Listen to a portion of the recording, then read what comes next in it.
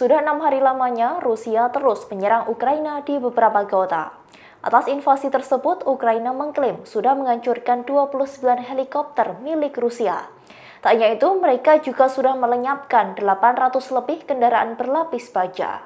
Rusia pada hari ini sudah meluncurkan misil dan menghancurkan sebuah gedung di Kharkiv, kota terbesar kedua di Ukraina. Dilansir dari BBC, pejabat militer Ukraina mengklaim 5.710 tentara Rusia tewas dalam 5 hari pertama pertempuran sengit di negara itu. Juru bicara Staf Umum Negara Ukraina mengatakan bahwa lebih dari 200 tentara Rusia telah ditawan oleh pasukan Ukraina.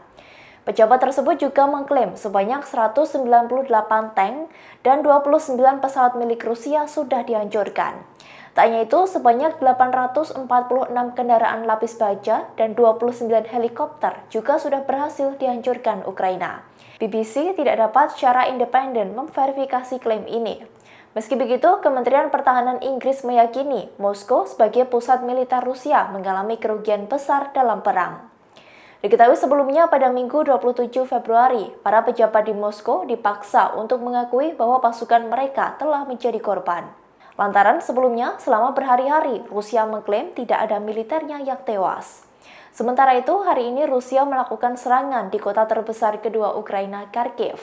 Sebuah gedung pemerintah di Kharkiv, yakni gedung administrasi, hancur akibat serangan rudal. Sedikitnya ada 6 korban yang mengalami luka-luka, termasuk seorang anak kecil. Gedung itu terletak di Freedom Square, alun-alun utama Kharkiv.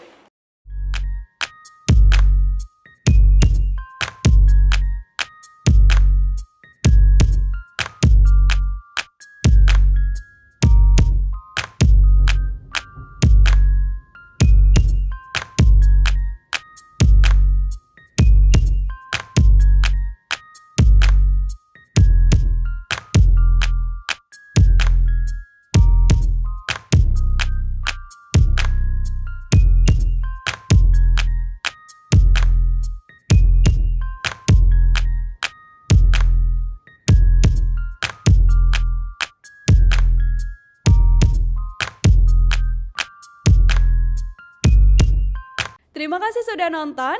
Jangan lupa like, subscribe, dan share ya.